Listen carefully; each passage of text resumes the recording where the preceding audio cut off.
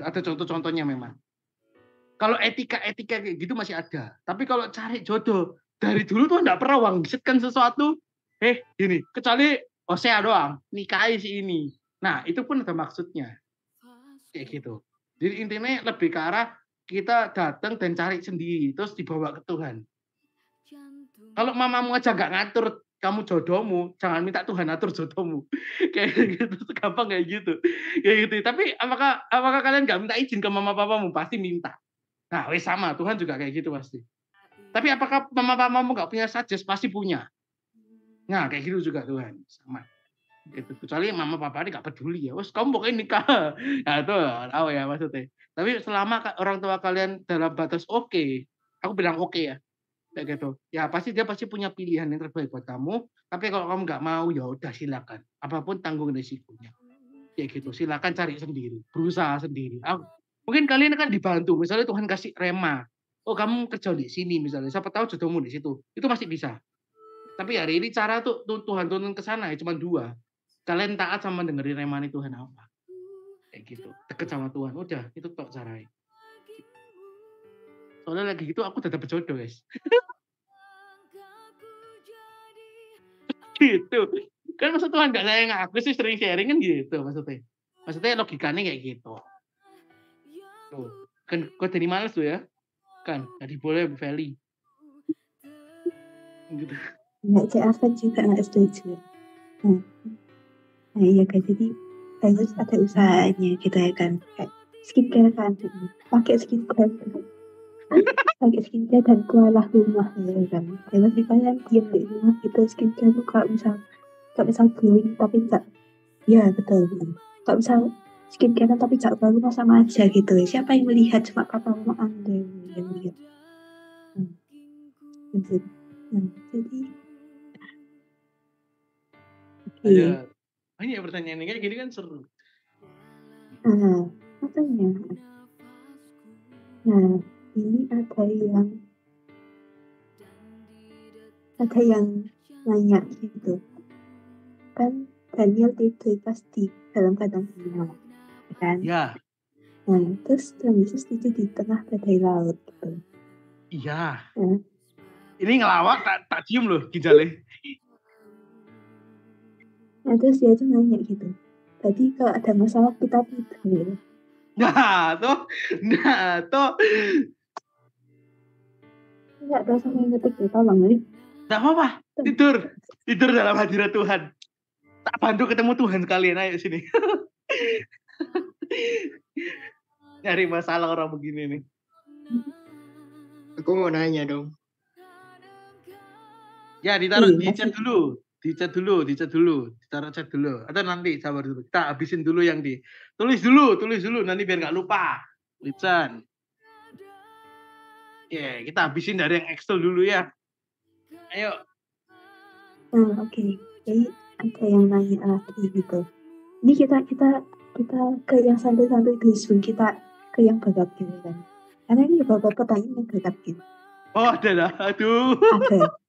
Haleluya. Jadi ada yang nanya gitu, bagaimana cara mengendalikan diri? Bagaimana cara mengendalikan diri? Yang pasti pertama itu buah Roh Kudus, penguasaan diri. Karena pengendalian pasti hubungan dengan penguasaan. Karena kalau kita menguasai, kita bisa mengendalikan. Atau enggak lebih gampang untuk mengendalikan. Tapi seringkali kita merasa bahwa ketika kita sudah pakai badan ini, kita itu sudah menguasai. Jawabannya belum. Kayak gitu. Makanya Tuhan sampai ngasih penguasaan diri sebagai buah, itu ngapain? Kayak gitu. Makanya hari ini Tuhan Roh Kudus tuh tahu bahwa kita nggak bisa ngendalin itu sendiri. Kita nggak bisa menguasai itu sendiri. Tentunya pertama butuh bantuan Roh Kudus. Tapi hari ini kita nggak benar-benar ngomong bahwa cuma dari sini toh. Ini sumbernya. Beda loh ya. Bukan kita nggak bergantung pada Tuhan, tapi ini sumbernya. Tapi sumber mata air perlu dikelola. Yes, kita kelola outputnya. Dari mana? Dari mana kita harus lihat apa kelemahan diri kita. Kurangnya di mana? Kita harus sering evaluasi meskipun nggak harus setiap step. Misalnya kita taruh di satu momen gitu misalnya. Oh iya, apa sih salahku di sini? Kenapa aku masih nggak bisa menguasai diriku? Apa yang kurang? Contoh, aku dikuasai oleh pikiran overthinking. Ada orang yang hidup dengan overthinking. Kayak aku contohnya, aku overthinker gitu. Aku ngomong, aku nggak lebih kurus dari kalian gitu.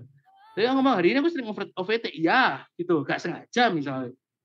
Tapi sekarang aku punya satu jurus gitu. Jurusku adalah, guys, nggak mungkin kejadian. Kayak gitu. Akhirnya aku bisa kuasai diriku, nggak overthinking. Kayak gitu. Jadi maksudnya menguasai diri atau pengendalian diri ini jadi hal yang sangat-sangat penting kalau kita kan menjadi Kristen yang labil. Gitu. Kristen yang nggak tahu bahwa ketika kita do something kita salah itu akan sering terjadi. Bukan berarti kita nggak boleh salah, tapi seringkali kita ngerasa kayak, loh, aku nggak tahu lah aku ngelakuin ini. Nah, itu pertama. Kedua, bagaimana kita sering membaca firman. Penguasaan diri yang terbaik adalah kita punya kedisiplinan. Jadi seringkali kita itu sudah nggak disiplin dengan badan kita. Gitu. Jadi seringkali kita ngerasa bahwa kita sudah ngerasa semua itu natural. Kayak gitu. Oh, oke, aku bisa natural kok. Badanku bisa seperti ini sendiri. Bisa menguasai. Jawabannya tidak. Semua itu pilihan. Karena di otak dan di hati ada 3 suara. Suaramu, suara iblis, dan suara Tuhan. Nah, pengendalian diri itu dipakai di sana. Ketika kalian dipenuhi sama pikiran buruk atau pikiran negatif, kalian akan kalah menguasai diri kalian, dan kalian akan dikuasai dengan pikiran-pikiran yang jahat, dan kalian bisa ngelakuin yang something jahat. Contoh apa? Tuh. Ketika kalian depresi, kalian kan lebih memilih mukul tembok, melampiaskan ke orang, atau bahkan sampai kalian bunuh diri. Apakah orangnya mau? Enggak, tapi nggak bisa ngendaliin sudah. Orang yang mau jatuh dalam pornografi contohnya. Apakah mereka mau ngendaliin? Enggak. Aku alumni dari sana. Apakah bisa kita sudah kendaliin? Enggak. Enggak bisa sudah. Karena kita sudah dikuasai. Itu dulu, kita harus ngerti dulu yang bagian itu.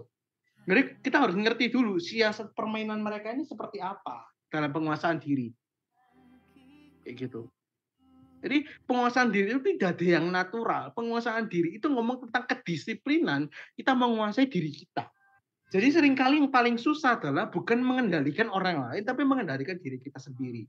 Jadi yang pertama kita harus dengar-dengaran sama Roh Kudus, kedua kita harus cross check dengan Alkitab seperti apa. Makanya Tuhan berkata gini, pertobatan itu setiap hari, perbarui akal budimu. Kayak gitu. Itu ngomong tentang bagaimana supaya kita bisa menguasai diri kita. Kayak gitu. Kita semakin tahu kebenarannya seperti apa. Moodku pengen seperti ini, pemikiranku seperti ini, tapi kebenarannya apa? Nah, seringkali kita nggak comparing di sana. Aku pengen bunuh orang ini, tapi Tuhan ngomong suruh ngampuni. Ya udah aku ngampuni. Nah, itu orang yang menguasai diri. Jadi orang yang menguasai diri bukan tidak ada pikiran yang jahat. Orang bisa suatu saat bisa mengendalikan itu juga. Tapi ada yang namanya biologis. Coba kalian tai burung coba. Stop ya nama Yesus bisa enggak? Enggak bisa. Yang bisa apa? Kita lihat, kita kendalikan, kita hindar. Kayak gitu. Jadi step respon pertama apa setelah kita ngerasain itu? Aku marah sama orang ini. Nah, stepnya apa? Kalian bisa ngendalin diri kalian enggak? Gitu loh. Jadi kita ngomong hari ini nggak bisa berhenti dalam meso. Bisa kok kalian bisa kendalikan diri kalian pelan-pelan. Mengendalikan diri apa lagi. Jadi semua ini pilihan. Kita mau atau enggak mau. Kalau kita minta lempar tanggung jawab ke Roh Kudus nggak akan mau. Nah, gitu kenapa Roh Kudus nggak ciptain manusia sendiri terus dia jadi manusia gitu seperti Yesus. Jadi kan tujuannya membantu kita dan menuntun, menginsafkan, membantu kita untuk ngerti loh apa sih Tuhan mau. Kayak gitu loh. Jadi kalau hari ini kita nggak mau kendalikan ya Roh Kudus nggak bisa berbicara di kita. Jadi mengendalikan diri ini selalu jadi PR-nya kita. Biasanya orang sebutnya kedewasaan. Tapi masih ada pengendalian diri itu beda. Pengendalian diri ngomong tentang, aku memang sekalipun aku marah tapi aku nggak mau ngelakuin ini. Itu namanya ngendaliin diri. Bukan ngikut natural. Aku marah, aku pengen lakuin ini. Wes gak peduli salah atau benar aku lakuin aja. Kayak gitu. Ya udah itu namanya kita tidak mengendalikan diri. Sudah itu pasti. Kayak gitu. Mengendalikan diri itu tahu mana yang boleh, mana yang tidak boleh. Mana yang dikerjakan, mana yang nggak dikerjakan. Termasuk dalam hal-hal kecil. Contohnya Nanti aja deh kerjanya. Nah, begitu tuh. Nah, begitu tuh juga pengendalian diri hal-hal kecil. Jadi seringkali kenapa orang kalah? Karena pada saat di hal kecil mereka sudah kalah. Itu tipsnya. Oh kalian bukan berarti kita nggak boleh rebahan, bukan loh ya. Jangan. Kalau memang kalian memang butuh rebahan no. Ya, aku ingetin, kesehatan juga penting. Aku pun juga dalam struggle di bidang itu. Jadi aku juga sering-sering istirahat gitu. Tapi maksudnya aku pun juga struggling gimana dimakan. Aku juga struggling di sana. Aku nggak lebih khusus dari kalian, right? Tapi maksudnya kita kan selalu bertobat setiap hari. Jangan kita hakimi orang lain juga, ya. Tapi kita harus juga yang namanya ngerti batasan. Oh, memang harus istirahat. Meskipun deadline-nya besok, tak istirahat 15 menit dulu. Mengendalikan diri nggak selalu cuma pilih aku rebahan nggak rebahan, tapi aku tak rebahan 15 menit atau yang disebut namanya planning. Planning itu kan planning yang kecil-kecil ya, ngomong yang kecil-kecil ya. Planning yang kecil-kecil yang misalnya kok habis ini. Itu namanya pengendalian diri juga loh. Kalian bisa ngatur hidup kalian itu seperti apa, itu namanya kalian ngendaliin diri kalian toh.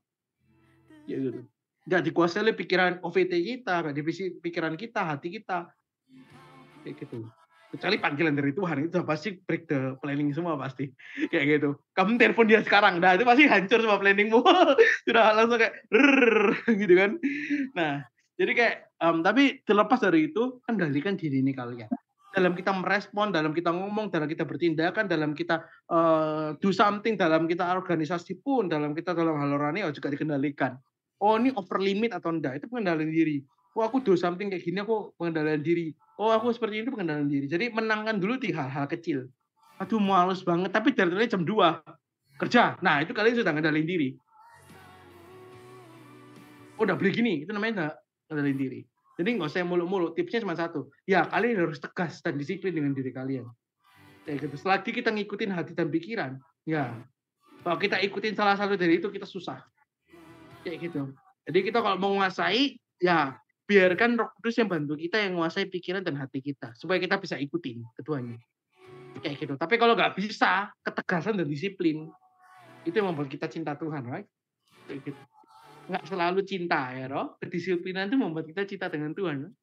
Nah, Yesus saja sampai ketawa. Ya, oke. Jadi itu ya. Jadi disiplin itu penting.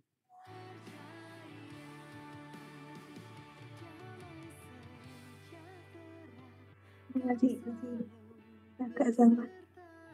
Ini pertanyaan ya, siap. Ini harus tegas dan disiplin. Ini kan juga membuat kita bercinta Tuhan.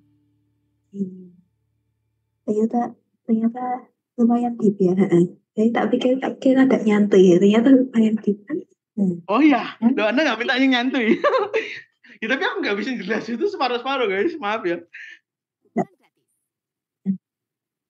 Jadi kita ke pertanyaan selanjutnya. Kayaknya selanjutnya itu panjang ya. Kita lanjut dulu. Mari kita cari minum dulu. Ya, lanjut. Kita, ya untung nggak teh minumnya.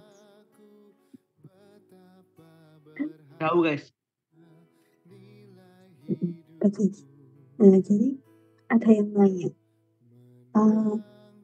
kenapa kayak waktu kita burn out gitu, itu kayak termasuk dosa gitu. Apakah karena terlalu mengandalkan kekuatan sendiri atau karena yang lainnya? Nah ini pertanyaannya burnout dosanya atau kenapa burnout? Ya, dari dua pertanyaan yang berbeda gak sih? Nanti kan ada kayak kata-kata kayak kalau burnout itu katanya dosa gitu. Nah itu sih kenapa kayak itu dosa gitu. Apakah karena kayak kita tuh mengandalkan diri sendiri atau karena hal lain itu maksudnya? Ya sebenarnya gini, kembali lagi arti dosa itu seperti apa? Apa yang Tuhan inginkan, apa yang Tuhan mau. Jadi hari ini ketika kita burn out, kita nggak datang ke Tuhan, kita burn out-nya ini loh, pasti kenapa? Ada alasannya toh. Nggak mungkin ketika kalian berapi-api dalam Tuhan tiba-tiba langsung burn out, itu aneh sih. Burn out itu pasti dinamanya kemunduran. Kayak gitu. Burn out itu kan sampai bener-bener mati gitu kan. Nah, pasti ada yang atau kecil banget gitu, nggak mungkin tiba-tiba api itu kecil, nggak mungkin. Kalian lihat ya kalau dalam lilin itu pasti kena angin dulu, terus baru ngecil mati. Nggak mungkin tiba-tiba hilang kecuali angin terlalu keras gitu kan, baru wah mati, kita tiup gitu. Gitu. Itu baru mati. Tapi kalau cuma kena angin-angin nggak mungkin mati, pasti ngecilnya pelan-pelan tambah kecil, dudu gitu. Nah, jadi maksudnya dalam kita ngomong tentang dosa nggak dosa, ya pasti dosa. Tapi yang diberitakan bukan tentang dosanya di sini. Yang diberitakan adalah Matius, dikatakan Matius, datanglah kepadaku hai orang letih lesu dan berbeban berat. Aku memberikan kelegaan kepadamu, kuk yang aku pasangkan itu ringan. Kayak gitu. Jadi dan belajarlah kepadaku. Kayak gitu. Jadi maksudnya hari ini Tuhan itu sedang ngomong, datanglah kepadaku. Nah, hari ini bukan ngomong tentang dosa dan dosa sebenarnya. Kalau kita dan datang nggak datang ke Tuhan, dosa nggak dosa. Memang dosa. Tapi yang Tuhan beritakan bukan itu. Kayak gitu. Yang jadi highlight tentang ini tuh ketika burnout bukan dosa. Tapi ketika kalian burnout, ada yang memberikan api itu. Dalam komsel, dalam gereja, dalam satu pribadi. Itu yang Tuhan gencar-gencarkan bukan? Tuhan sampai ngomong, aku dekat dengan orang yang patah hati. Sekalipun ayahmu dan ibumu nggak ngakui kamu, aku tetap menyambutmu. Kayak gitu kan, kurang lebih kata-katanya. Ya plus minus lah. Nah, artinya hari ini kita ngomong apa? Tuhan sekali-sekali aku tak pernah meninggalkanmu. Sampai masa tuamu aku tetap dia. Jangan aku seperti kamu itu seperti bayi yang aku gendong. Gitu. Berarti kan artinya ngomong dalam segala musim. Kayak gitu. Dalam segala umur. Kayak gitu. Jadi kalau hari ini kita ngomong tentang burnout jadi dosa, hari ini seperti Tuhan tuh sekejam itu dalam perjanjian baru. Kayak gitu loh. Nah, jadi intinya burnout itu bukan ngomong tentang dosa dan dosa. Tapi ada pribadi yang akan merangkul kamu. Karena burnout itu enggak enak. Kalian kehilangan nyawa ketika kalian burnout. Dan kalian hidup mati tak mau, hidup tak apa? Lupa aku. Jadi kayak mayat hidup gitu loh.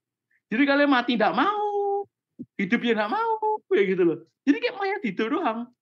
Datang ke gereja toh, baca Alkitab toh, dosa enggak dosa, alkohol dosa enggak, tato dosa enggak. Karena kan berhenti di situ. Kayak gitu loh. Kalian kan berhenti di sana. Sedangkan yang Tuhan tawarkan adalah ayo berapi-api. Tuhan berkata bernyala-nyala terus apimu. Jangan kerendor kerajinanmu. Itu yang Tuhan. Jadi bukan tentang dosa. Tapi apakah kalau kita ngomong tentang dosa, pasti dosa. Karena itu bukan kehendak Tuhan.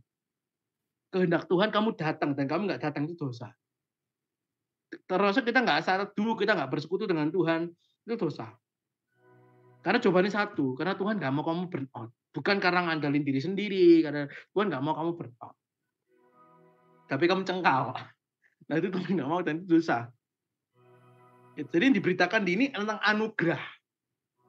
Bukan ngomong tentang dosa dan dosa. Tapi anugerahnya yang Tuhan kasih. Aku mau peluk kamu. Kayak gitu.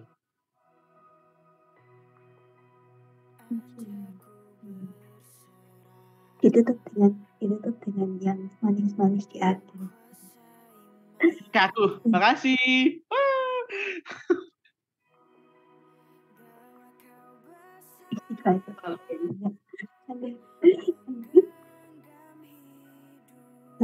Bentar.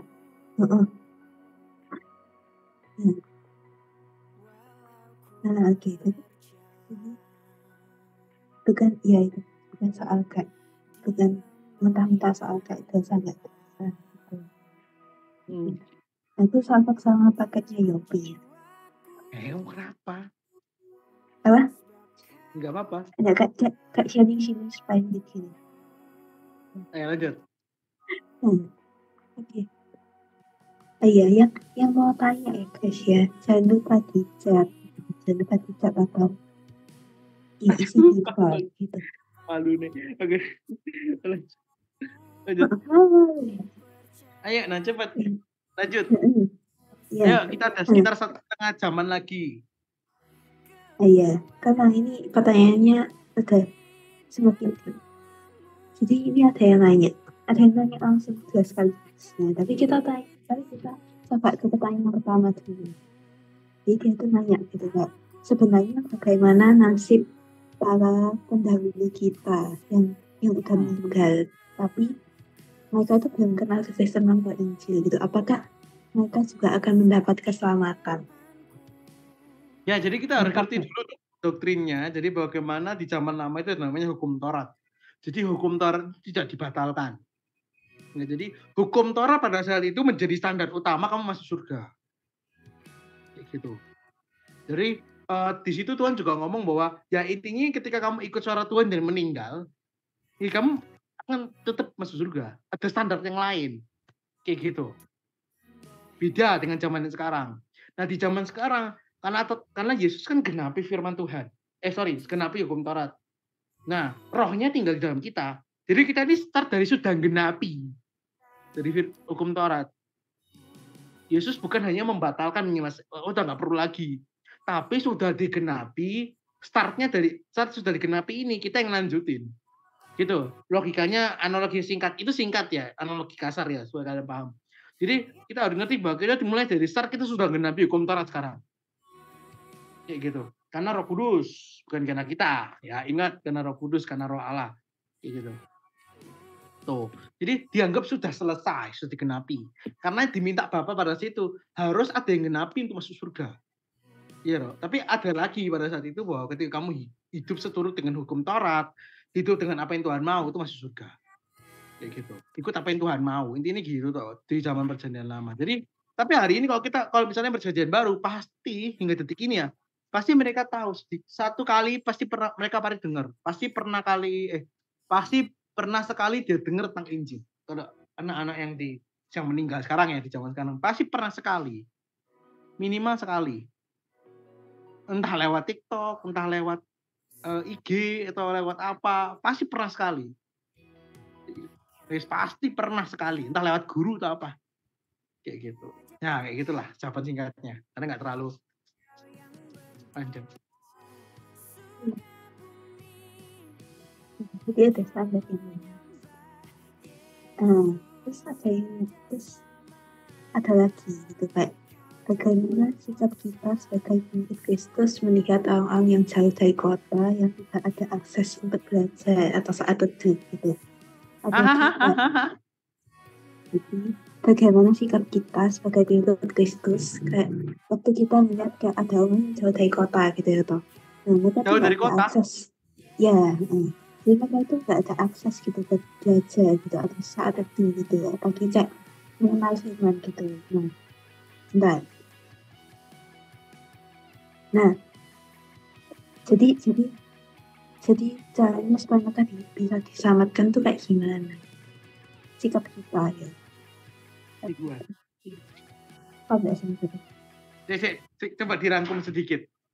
Ada bingung redak bulat kata-katanya. Bentar. Jadi kayak gimana caranya orang ini itu kayak bisa diselamatin gitu loh. Jadi kayak yang di pedalaman gitu contohnya gitu. Jadi kan kita kan susah gitu loh buat dapat akses kayak dapat pengetahuan gitu soal saat teduh kayak gitu, soal mengenal firman gitu. Nah, jadi gimana caranya mereka bisa diselamatkan gitu. Mungkin dari sisi kitanya gitu. Aku menangkapnya kayak gitu sih. Ya gini ya, pertama aku sudah ngomong tadi bahwa setiap orang pasti pernah dengar sekali. Gitu. Aku percaya itu hingga detik ini. Aku percaya banget dengan itu. Pasti mereka dengar sekali. Situ, entah lewat manapun cuman selentingan ya tentang dia merespon enggak merespon. Yang kedua, itu harusnya kita lempar ke diri kita. Ya apa cara orang tuh bisa dengar Injil? Itu harusnya kita lempar ke diri kita sendiri. Gitu. Makanya ada namanya misionaris. Nah, itu tujuannya mereka. Nah, tapi maksudnya hari ini kayak kita sendiri gimana? Ya wes, ya lewat apa yang kita punya. Kayak gitu loh. Gak usah mulu-mulu pedalaman. Kayak gitu. Kita sendiri tetangga kita belum tentu. Gitu. Tapi mereka pasti dengar sekali minimal. Jadi lewat manapun.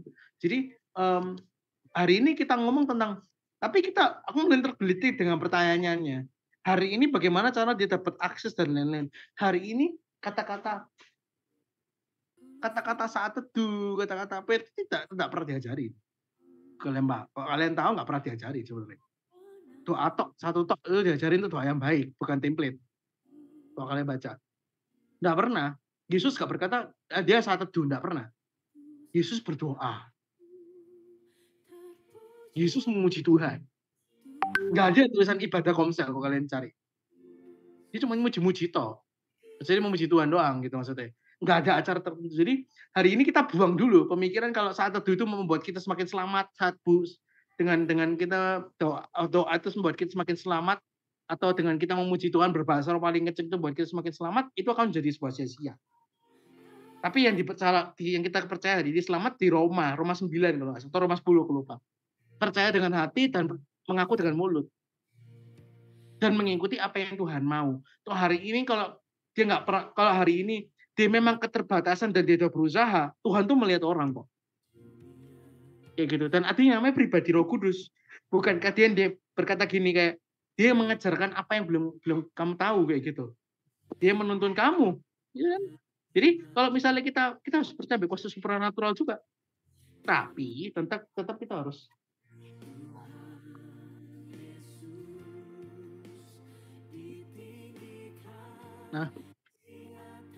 tapi kita harus juga tahu gitu, maksudnya kayak ya kita juga harus do action. Kita jangan juga ngandalin yang di atas terus kayak gitu loh. Kita juga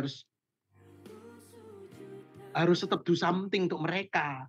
Harus memberitakan Injil lewat TikTok, lewat online, lewat IG, lewat mana, lewat story. Tuh. Jadi mereka pasti dapat. Jadi pemikirannya gini. Kalau mereka nggak dapat, ya udah, mereka tetap masuk surga. Aku nggak percaya itu. Gitu loh. Itu nggak percaya. Gitu. Karena keselamatan nggak bergantung dengan kita berdoa nggak berdoa. Keselamatan itu karya Tuhan, nggak boleh di plus, nggak boleh dikurangi. Jangan kita nodai karya keselamatan. Dan hari ini kita harus ngerti bahwa standar keselamatan itu memang tertulis di Alkitab, tapi Tuhan punya kedaulatan namanya. Ada yang namanya daulatan. Jadi free will di atasnya kedaulatan Tuhan. Jadi kita nggak ngerti di tata putih nanti seperti apa. Ya kan? Jadi kita nggak bisa. Kita tuh udah, kita nggak perlu muluk-muluk. Kita yang tahu satu dua aja nggak mau kok. Kayak gitu. Kita yang tahu satu dua aja nggak mau gitu loh. Jadi fokus saja dengan bagaimana kita yang memang pingin untuk kok kalian tergerak ya silakan kayak gitu, jalanlah ke sana kayak gitu. Tapi mendingan ya fokus dengan di Yerusalemnya kalian dulu aja kayak gitu. Mereka pasti ada sendiri Tuhan gerakan misionaris namanya. Buktinya banyak gereja-gereja di pedalaman sekarang kok sudah banyak. Aku juga lihat sering di TikTok juga banyak orang-orang bangun kayak gitu. Jadi hari ini fokusnya adalah ya cara kalian bantu, misalnya lewat kitabisa.com contohnya ya kan, orang gereja-gereja kita bantu nanti itu sudah sama, kita bantunya sama kok kayak gitu. Lewat materi juga kita bantu memberitakan Injil kayak gitu loh. Tuh biarkan yang berkapasitas yang membantu, yang terpanggil membantu kayak gitu.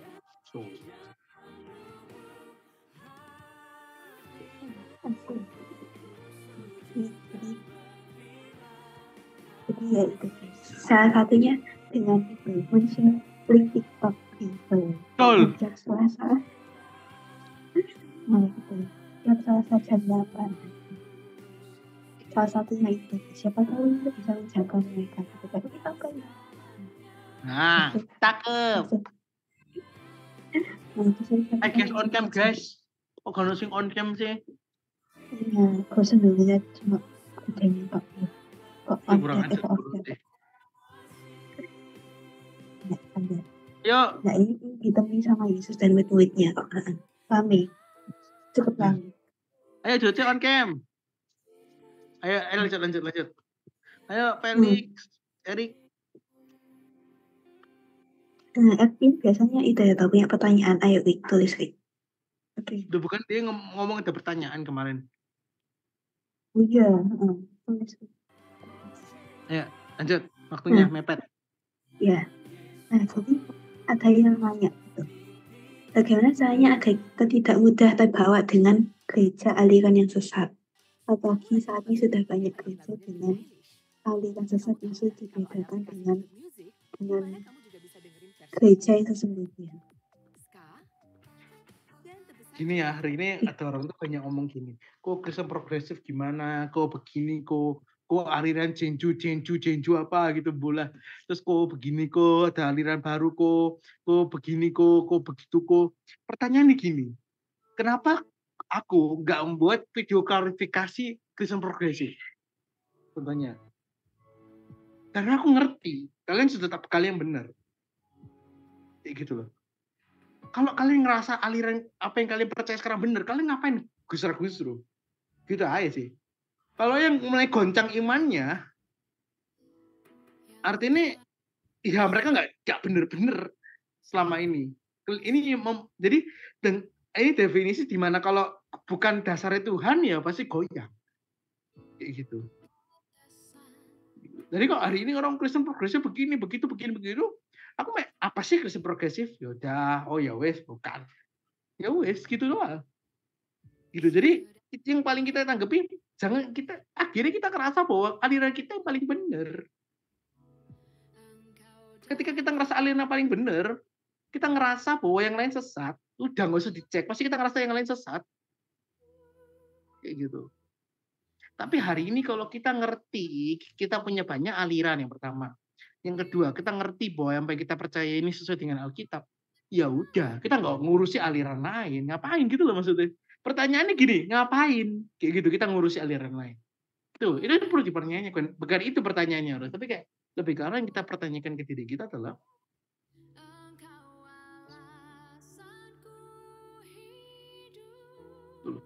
yang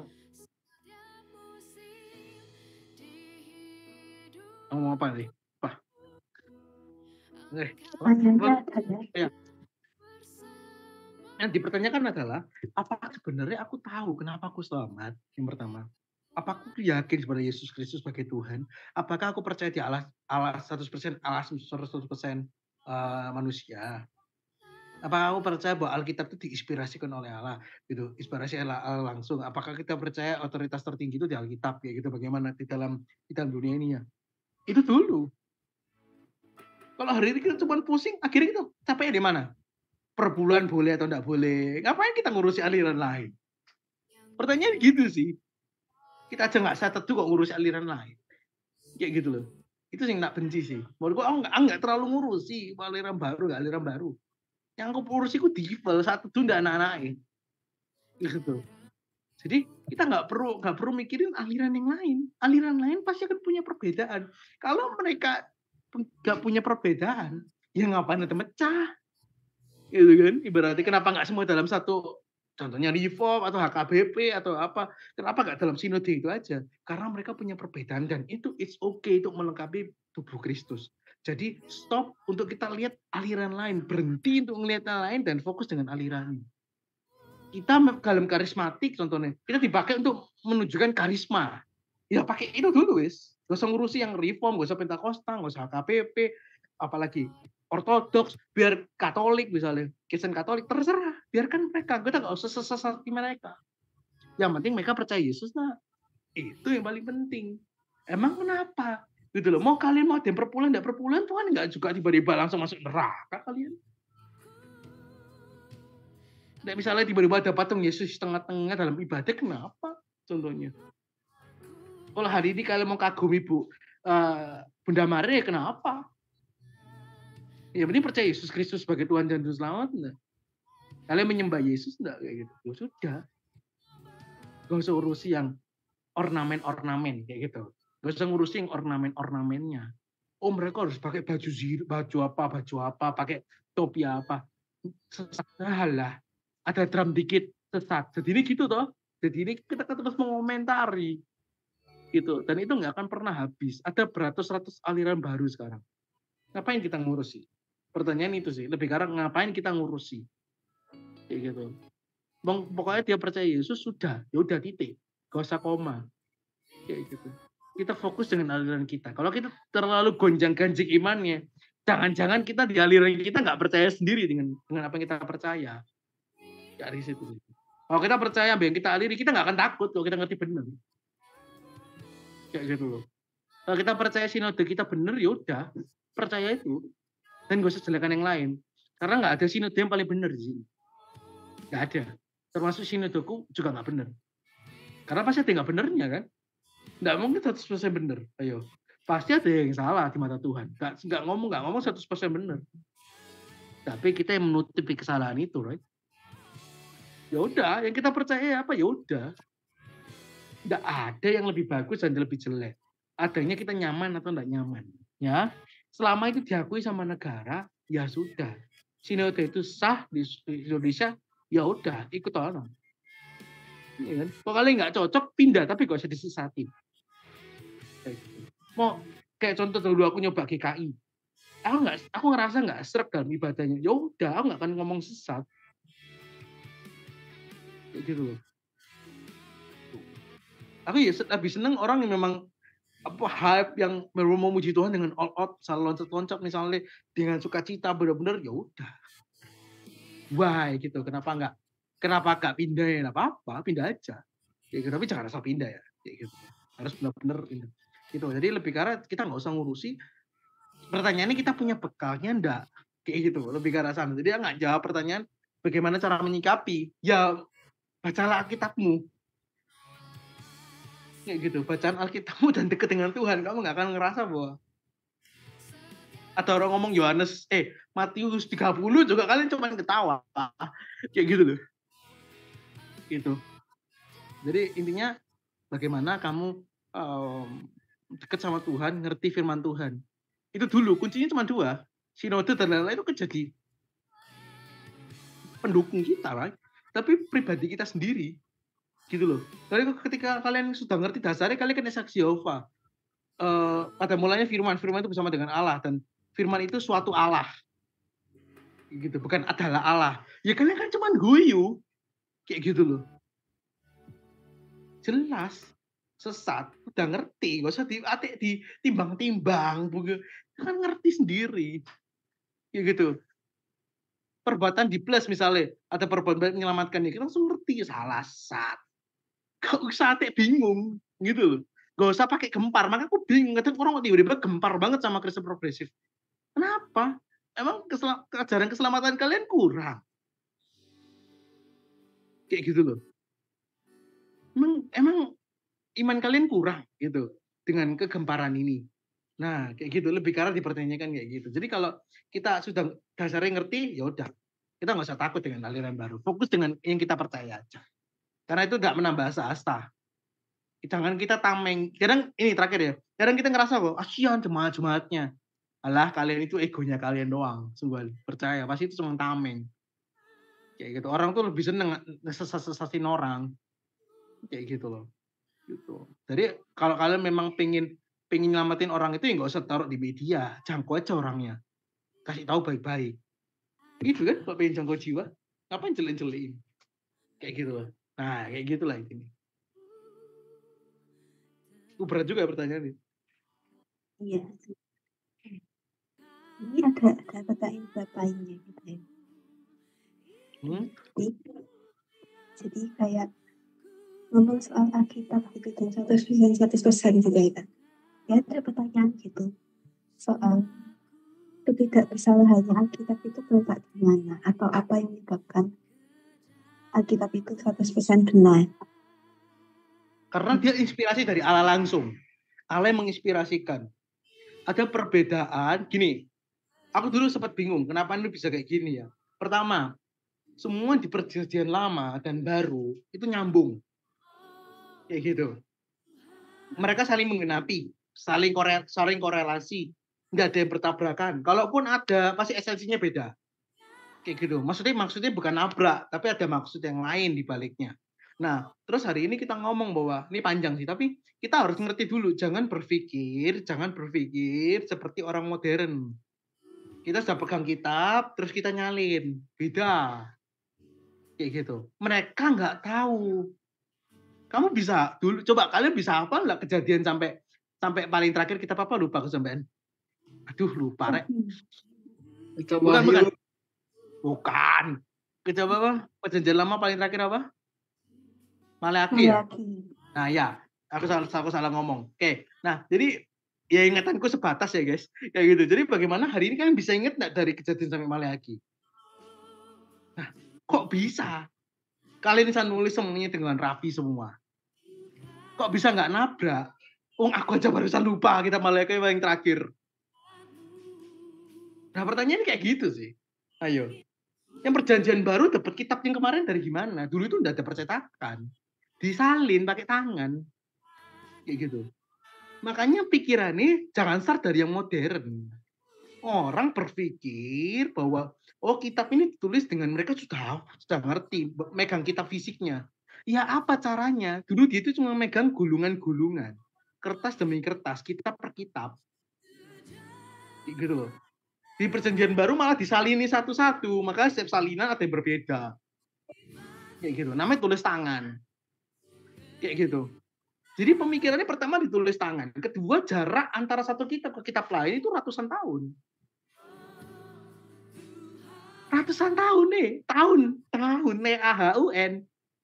Yang artinya lu sekarang mati. Ya. Cucukmu. Itu nulis kitabmu.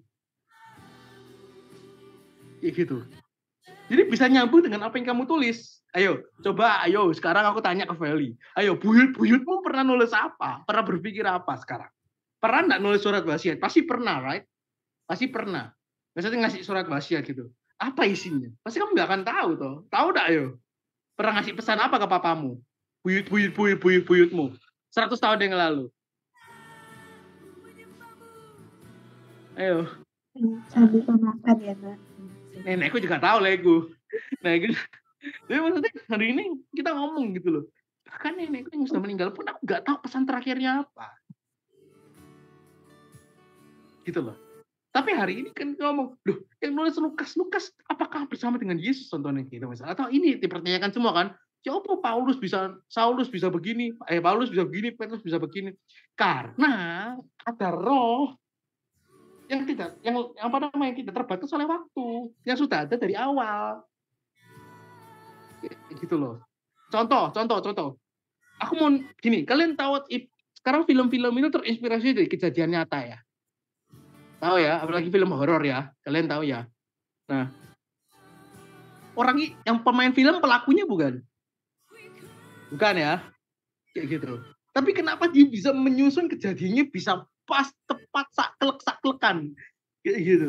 Bahkan dia bisa mendapat imajinasi itu sendiri gitu. Misalnya membumbui itu, karena ada inspirasinya, kayak gitu. Yang menginspirasi, kayak gitu. Ditambah dengan pengalamannya, ditambah dengan hubungan yang dekat, pasti bisa nulis dengan baik. Ya kan enggak? Kayak gitu loh. Jadi hari ini kenapa bisa pas kejadiannya? Karena ada bukti-bukti otentiknya. Ada yang pegang kertas aslinya, memang ada. Kayak gitu. Tapi misalnya kita buat sebuah film gitu ya, pasti dia pernah pegang rekamannya. Ya kan? Bukti-bukti rekamannya, raw filmnya. Jadi misalnya kayak ada bukti, kayak dokumenter gitulah ya, ada dokumentasinya. Nah, sama di dalam Alkitab juga sama. Bahwa kenapa dibilang sangat asli? Karena nggak mungkin ditulis oleh manusia tok. Kayak gitu. Itu sudah paling nggak mungkin. Kayak gitu. Karena langsung inspirasinya Allah.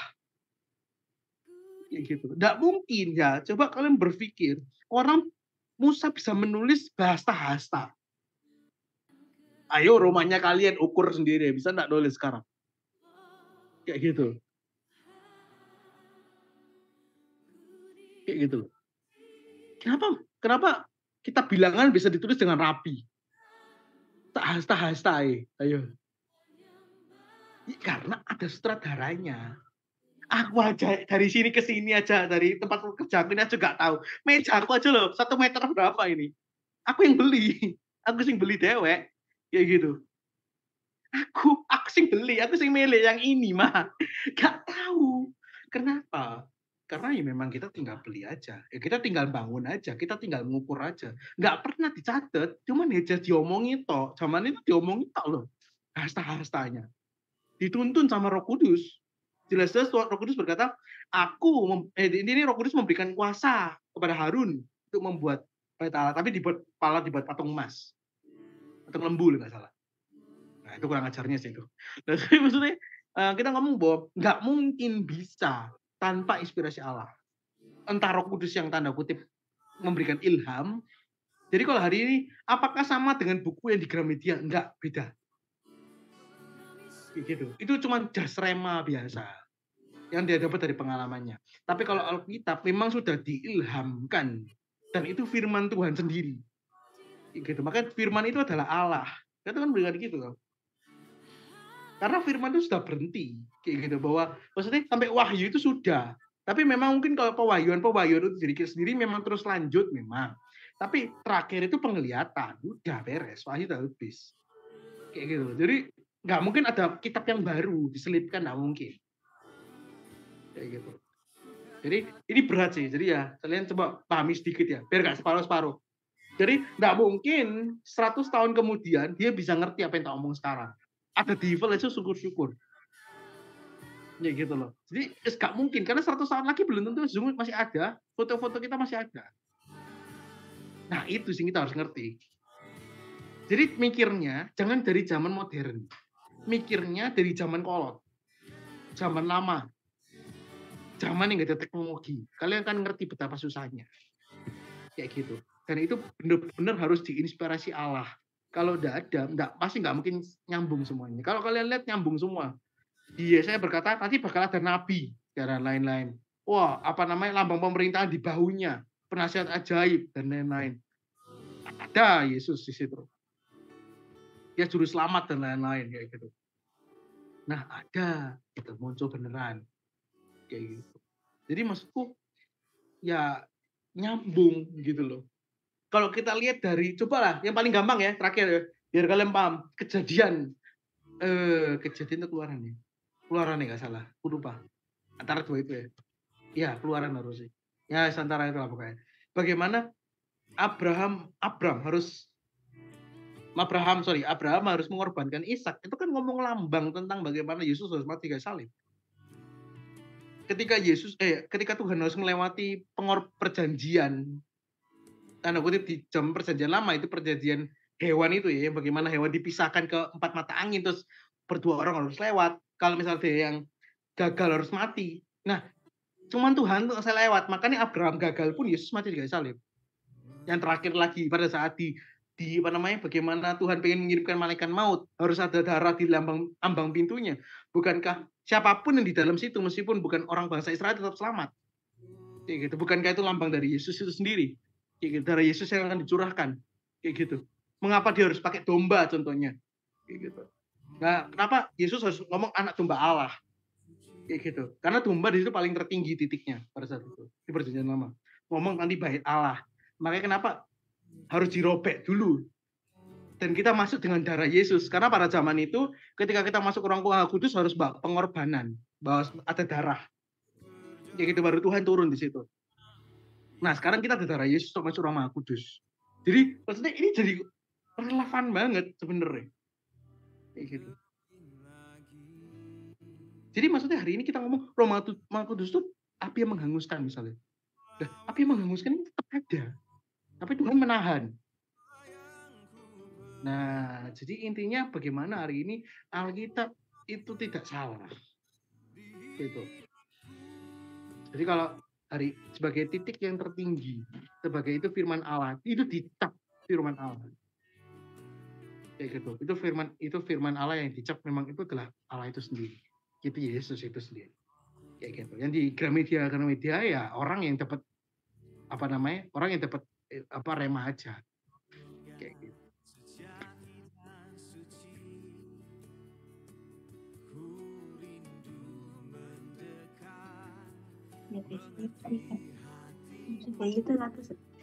Ya, sedang itu ratus hafalnya kan, jadi kan dan itu panjang, nggak mungkin kalau nggak kan nggak cukup kok pembuktian. Yes. nggak mungkin nyambung kalau misalkan mana Tuhan asli. Nah, jadi katanya yang di Google Form sudah habis ya toh. Jadi sekarang kita beralih ke pertanyaan di chat gitu. Jadi kalau seseorang pernah dengar Injil tapi menyangkal dan kembali kepada kepercayaan sebelumnya, kita harus bagaimana? Ya Pak, ya Pak? Kalau seseorang pernah dengar Injil gitu, tapi menyangkal. Nah, terus itu kembali kepada kepercayaan sebelumnya gitu. Nah, kita tuh harus kayak gimana? Ya kalau udah berusaha kebaskan debu lah. Ya, kenapa lagi? Mau diapain lagi? Kita jahat loh, tapi kita nggak bijak kalau kita terlalu mempertahankan orang itu. Kalau kita udah berusaha banget, dia nggak mau, dia malah menghujat, ya biarkan orang lain yang akan menginjili dia. Gitu. Mungkin Tuhan akan kirim orang lain. Tapi kalau bisa sebelum hati kita sudah ngomong dan selesai, ya kita injili terus. Kita berusaha dengan segala macam. Jangan-jangan kita yang salah injili mereka. Gitu. Bukan dia nggak mau terima Injil, jangan-jangan kita salah ngajari mereka. Kita dengan cara belak-belakan debat, ya salah lah, nggak akan mau terima Injil.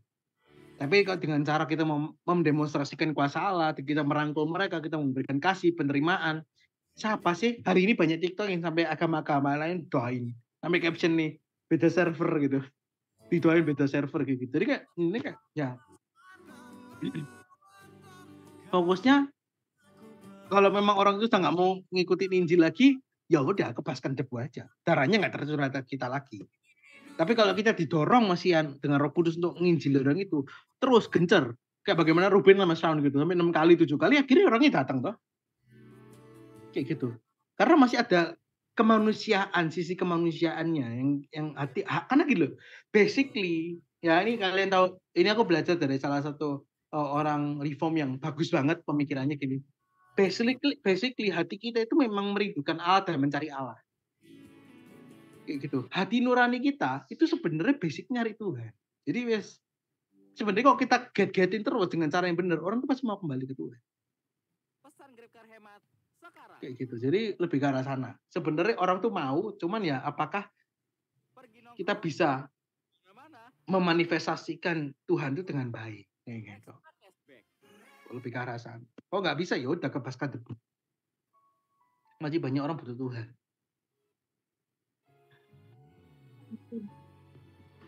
Jadi nggak boleh diambil pusing, guys. Daripada nanti stres sendiri dan depresi gitu. Oh tapi jangan lupa didoain juga ya. Didoain itu jadi langkah terus sebagai. Kalau kalian nggak doain, kalian percuma pasti. Pasti nggak akan bisa menangin. Itu kuncinya. Siap. Nah, ini ada pertanyaan juga kan. Jadi kalau misal apa? Pertanyaan mantap-mantap semua. Ya, otoritas Alkitab barang. Nah, jadi yang soal di Matius itu kan ada kayak itu Yesus dicobai. Ada yang Yesus dicobai gitu loh. Jadi kayak habis puasa, soalnya kan ada kalimat kayak Yesus dibawa oleh Roh kepadaku untuk dicobai iblis gitu. Nah, jadi kayak apa ya? Ya ada yang bilang kalau Yesus dibawa oleh Roh ini kan rohnya gede, maksudnya gede gitu kan, Roh Kudus gitu. Nah itu supaya Yesus kayak bertumbuh gitu. Nah tapi kan maksudnya posisinya Yesus kan Tuhan gitu, jadi ya maksudnya gimana gitu. Nah jadi setelah Yesus berpuasa itu dia kan memulai pelayanannya, bakal memulai pelayanannya. Tapi dia nggak bisa ketika nggak dipenuhi Roh Kudus, right? Kayak gitu. Jadi Yesus pun juga dipenuhi Roh Kudus, kalau kalian tahu. Gitu. Kalian lihat ada bagaimana ketika dia keluar dari pencobaan itu dia dipenuhi dengan Roh Kudus gitu. Dengan kuasa Roh Kudus, dia keluar sendiri dengan kuasa Roh Kudus, beda. Yang pertama memang dibawa sama Roh Kudus. Jangan takut. Memang dibawa sama Roh Kudus. Tapi konteksnya bukan untuk hal yang jahat, tapi bagaimana kemanusiaannya Yesus ini tetap manusia, men. Kayak itu tiba-tiba jadi bayi, tiba-tiba aku pengen numbuhkan kaki, wah panjang kakinya, nggak bisa. Nggak bisa ya, tiba-tiba kayak kantung ajaib, ya panjang, nggak bisa. Tetap ada yang namanya training. Jadi bagaimana, ini ngomong tentang bagaimana Roh Kudus memanfaatkan apa yang ada. Karena kalau kalian baca di kalau nggak salah di Lukas atau di mana gitu, Yesus semakin berhikmat dan semakin berkenan di Allah Bapa, dengan Allah Bapa. Berkenan ya di hadapan Bapa gitu. Artinya ada pertumbuhan, dan Yesus kalau kalian tahu dia itu ikut sekolah semacam kayak ada yang dia lakuin gitu selama dia nggak tercatat di Alkitab kayak gitu. Tetap menjadi orang biasa plus dia belajar. Jadi maksudnya hari ini ngapain Tuhan belajar? Karena dia sudah membatasi dirinya. Gitu loh. Dia sudah membatasi dirinya, gitu, terbatas oleh jubah manusia ini. Ya gitu. Jadi ya dia di training lagi karena dia tetap punya hawa nafsu, men. Lah makanya dia begini, Yesus lapar. Lu Tuhan ngapain lapar? Ya karena dia batasi dirinya. Itu bisa lapar. Dia nggak akan mentang-mentang menghilangkan rasa lapar. Dia nggak mentang-mentang ketika disalib nggak usah ngerasain sakit ya. Encrot, aduh, nggak apa-apa, encrot, nggak mungkin gitu. Ayo, salibkan aku, salibkan, enggak gitu. Enggak kan? Jadi maksudnya sama dengan hal itu. Iblis melihat momen itu untuk menjatuhkan Yesus. Gitu. Jadi mungkin Roh Kudus membawa dengan maksud yang lain. Kita harus tanya Roh Kudus sendiri. Kalau kita mati dulu dan tanya sama Roh Kudus ya. Sampai Yesusnya sendiri juga ya. Tak bantu sih ya. Nah, jadi maksudnya kayak jadi kita nggak akan tahu maksud loh, sampai Yesusnya ketawa. Haleluya. Jadi kita nggak akan ngerti gitu maksud awal pertamanya apa. Tapi bagaimana hari ini Roh Kudus membawa Yesus untuk semakin bertumbuh. Kayak gitu. Jadi kita juga disekolahin Roh Kudus dulu untuk hati kita siap. Kayak gitu. Karena Yesus dua nature. Jadi kemanusiaannya juga tetap ada. Kayak gitu. Dan kemanusiaannya nggak tiba-tiba tumbuh. Mungkin itu dia pas lihat batu itu juga lapar kan gitu, pengen ngubah juga, mungkin aja, mungkin. Maybe namanya kemungkinan. Kayak gitu. Mungkin kita kode asal tafsir. Tapi kalau kita lihat Yesus lapar, men. Tapi dia tetap mengendalikan dirinya dan berkata apa? Ya, ada firman berkata, gitu kan? Jadi ya kita lihat bahwa pengendalian dirinya. Jadi bukan berarti dia nggak lapar, dia pasti juga mengendalikan diri kok. Nah itu tujuannya Roh Kudus. Roh Kudus punya tujuan yang lain sebenarnya. Tapi ya iblis memakai Roh Kudus melihat itu dan ya mungkin iblis biarkan Yesus itu bertumbuh dari benar Roh Kudus right. Dia akan terus berusaha dan ya itu dipakai Roh Kudus. Kayak gitu. Makanya ya ibaratnya iblis sampai bilang, kok kamu hari ini percaya aku, menyembah aku, kamu tak kasih semuanya. Ya kan itu pertanyaan konyol kayak gitu. Gitu. Omongan konyol kayak gitu kan. Dia tuh punya itu semua. Kayak gitu. Tapi Yesus gak sombong. Jadi maksudnya ini bagaimana menunjukkan juga dari sisi Yesus itu bisa mengendalikan diri yang luar biasa. Kayak gitu. Lebih ke arah sana. Jadi di saat itu semuanya akhirnya malaikat mulai apa dan lain-lain dia dipenuhi dengan Roh Kudus. Dia pergi sendiri keluar tanpa Roh Kudus. Berarti dengan bukan roh yang membawa lagi, tapi dia sudah dipenuhi Roh Kudus, dia keluar dari itu, dari dimensi itu. Wah, asik dari dimensi. Benar kan? Kan dari tempat yang berbeda. Dia ngomongin dimensi itu. Asik. Kayak gitu. Dan dia sudah siap karena sudah di training. Kayak gitu. Jadi bukan sengaja ya, tapi ya udah memanfaatkan yang ada aja.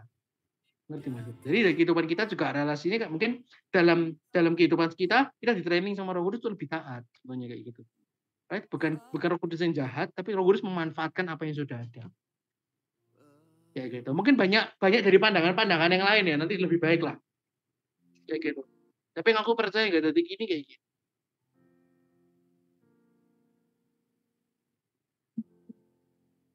Bye-bye. Ayo, 3 pertanyaan lagi yuk. 1 pertanyaan mungkin. Dan harus selesai kita, guys.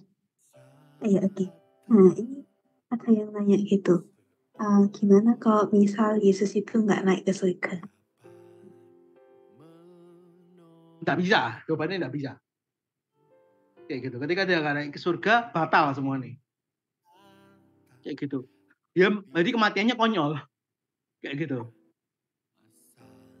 Gitu. Menurutku gitu. Kematiannya jadi konyol. Kenapa? Pertama, kita nggak bisa memuji Tuhan dalam keadaan apapun. Kita harus datang ke bait Allah. Tujuan Yesus mati untuk merobek itu semua batas untuk perdamaian. Nah sekarang udah didamain tapi masih nggak bisa berhubungan dekat dengan Tuhan, ya apa caranya? Gitu kan. Kalau hari ini bangkit gak ada Roh Kudus, ya apa caranya kita mengaku Yesus Kristus sebagai Tuhan Juru Selamat? Kayak gitu. Siapa yang ingin salvin kita? Nggak mungkin Yesus pindah-pindah tempat untuk untuk nginjili kita, untuk nyadari seperti yang di Emmaus, di nelayan pas makan ikan, ya masuk harus kayak gitu terus? Nggak bisa. Butuh orang yang lewat harus nggak terbatas waktu dan tempat, itu Roh Kudus. Supaya kita bisa bareng-bareng nyanyi. Kayak gitu. Kita nyanyi langsung muji Tuhan langsung. Kalau dulu nggak bisa. Harus ke bait Allah. Kayak gitu. Jadi hari ini ketika Yesus gak mati, itu separuh di sini selesai. Separuh. Kayak gitu. Dan kita nggak bisa menjadi saksinya yang luar biasa. Buat apa pertanyaannya? Sudah dari Yesus sendiri kok. Kayak gitu. Jadi Yesus naik untuk lanjutannya itu Roh Kudus. Kalau Yesus gak naik, maka Yesus berkata, kalau Yesus gak naik, dia nggak turun. Kayak gitu. Jadi batal, semua perjanjiannya batal. Udah, gak bisa digenapi lagi. Yang bisa genapi cuma Yesus. Kayak gitu loh. Jadi kayaknya nggak bisa. Mau apa cara lagi? Dan dia langsung sudah mari kayak gitu. Kan makanya bilang kayak ya udah langsung sudah selesai dah kiamat. Udah selesai toh. Kayak gitu loh. Dan janji-janji yang lain nggak bisa digenapi. Gitu, karena Yesus terbatas waktu, terbatas ruang. Meskipun dia sudah pakai tubuh kemuliaan tapi tetap nggak bisa di setiap hati kita, right? Kayak gitu loh. Jadi dia masih tetap terbatas ruang. Meskipun tak terbatas. Bisa lewat tembus. Cuman nggak bisa maha hadir. Dia nggak bisa disebut maha hadir pada saat itu. Ketika di surga sudah bisa lewat Roh Kudusnya. Karena maka itu disebut namanya Roh Yesus. Roh Kudus itu. Jadi kalau nggak naik batal semuanya sudah. Ya kita yatim piatu. Kayak gitu kan. Kayak gitu. Karena Yesus cuma di satu tempat. Yesus, ceng. Yesus, wah capek Yesus ya. Ngerti berarti. Paham ya? Kan enggak maksud sampai ketawa Yesus. Oke. Jadi intinya kayak gitu lah ya. Jadi maksudnya nggak bisa. Kalau Yesus nggak naik semuanya susah.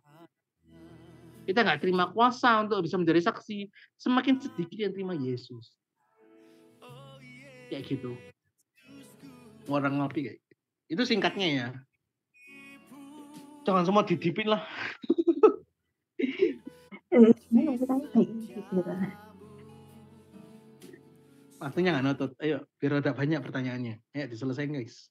Iya. Enak ya, sebentar santai gitu ya. Oke. Jadi 6.15 itu cocok. Apa? Lanjut. Oh iya. Kayaknya satu pertanyaan lagi gitu ya. Ya. Jadi Yang paling mantap pertanyaannya. itu nggak bagus. Tanda. Nggak jadi. Nah, oke. Jadi kayak kan sebenarnya dari 12 anaknya ya gitu ya. Yakub. Ya. Nah. Nanti anak 12. Ya. Nah. Wah, mau Israel gitu loh lebih enak. Benar Israel Yakub ya. Aku mau Yakub pun 12 anak ya. Oh iya Israel. lupa. Gak bisa pakai Yakub udah begitu ya. Terus kan maksudnya kayak anggapannya itu kan yang paling berkenan itu kan Yesus gitu. Dan maksudnya anggapannya kayak gitu. Nah, tapi kenapa kok Tuhan itu pilih buat buat lahir di keturunannya Yehuda gitu. Nah, apa karena Daud kok gitu, karena Daud kayak lahir di keturunan Yehuda makanya dipilih, atau karena ada alasan lain gitu? Nah, singkatnya sih karena gini, karena singkatnya Tuhan itu sudah ngomong ke Daud hari ini, misalnya gini, ini sudah buat perjanjian sama Daud gitu. Maksudnya dari keturunanmu bakal ada raja, kayak gitu. Dia sudah, karena Daud tuh hati yang paling berkenan daripada Yusuf tuh Daud. Karena Tuhan sendiri yang ngomong, gitu loh. Sebenarnya kalau kalian tahu Tuhan itu jarang ngomong kok di perjanjian lama. Daud tuh berkenan di hatiku. Ada ayatnya, kalian cari aja. Kata-kata ini lupa, tapi kurang lebih gitu. Jadi Daud itu memang sudah, cuman karena kesalahannya dia, karena Uria dan lain-lain gitu ya. Nah, akhirnya bait Allah tidak dilanjutkan melalui Daud. Daud memberikan kepada Salomo, karena Salomo ditunjuk Tuhan. Nah, tapi Daud juga dikasih sebuah kasih tahu bahwa, ya tadi kamu tahu dong, ada ayatnya juga kan, bahwa ada raja lahir dari keturunanmu. Ya udah, dari situ paling gampangnya sebenarnya. Kayak gitu. Tapi sebenarnya masih banyak alasan-alasan yang lain gitu. Cuman ya nggak usah yang terlalu dalam juga. Tapi maksudnya dari ini kita belajar bahwa ya ngomong tentang bagaimana janji keturunan itu masih ada.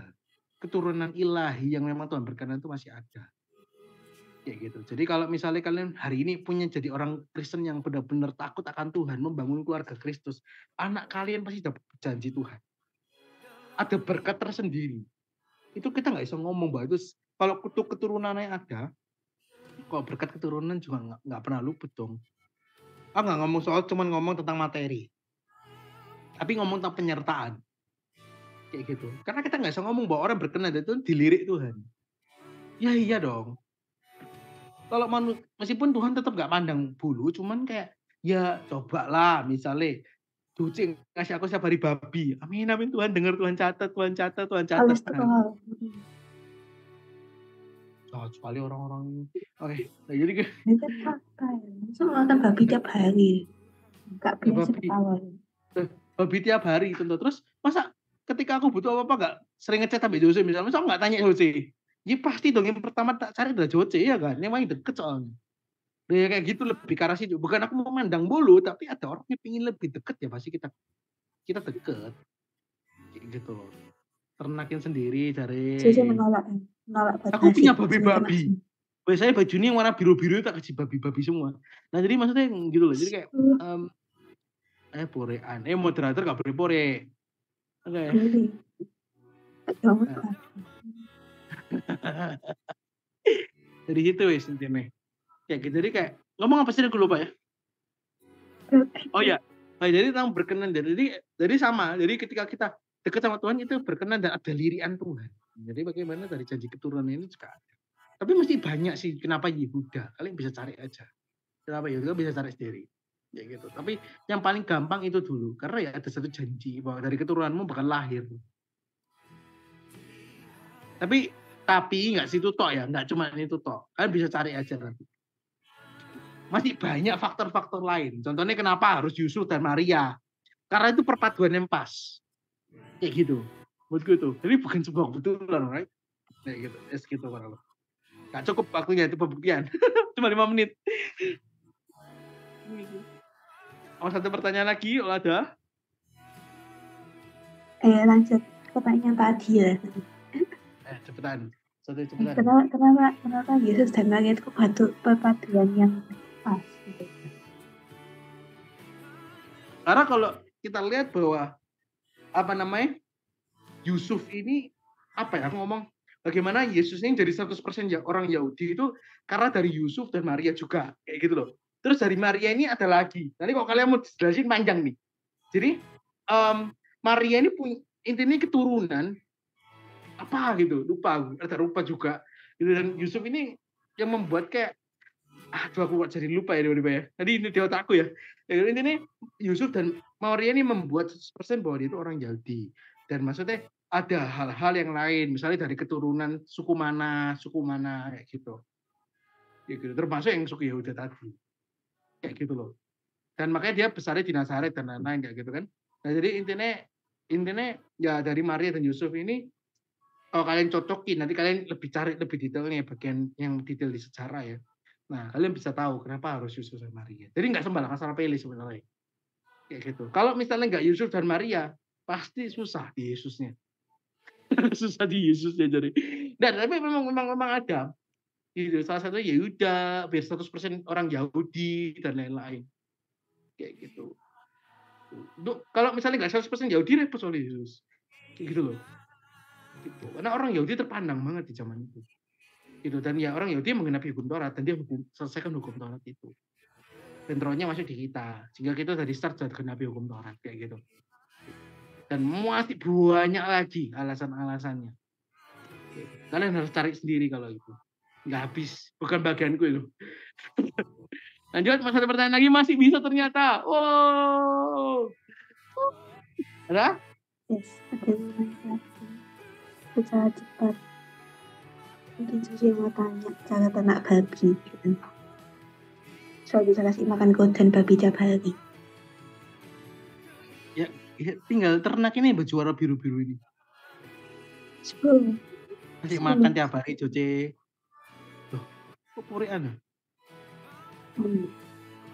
Orang-orang ini purian semua ya. Puriku baru datang. Nah, jadi maksudnya hari ini gitu. Ya, kok ternak babi harus lumayan menguntungkan juga ya. Kayak Ada juga lagi? supply itu. Sudah? Sama aja sih. Awas Ya, gitu ada makmu ini. ngomel-ngomel. Apa? Awas maknya ngomel-ngomel terak babi. Ya kan menguntungkan Mbak aku di sini. Apa sih cuma Hey, bisa itu ngepet. Feli doa berarti kalau saya nggak ada. Terus kita foto. Oh, sebelum selesai. Amazing, amazing, amazing. Kita sama-sama berdoa. Jangan keluar dulu Yuk, guys belum foto. jangan keluar dulu guys. Kalau kalian keluar tak tiup lilin nih. Ya, Oke.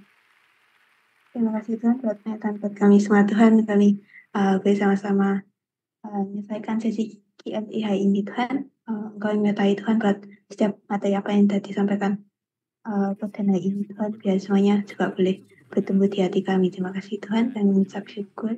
Dan Tuhan Yesus namanya. Amin. amin. Foto on cam.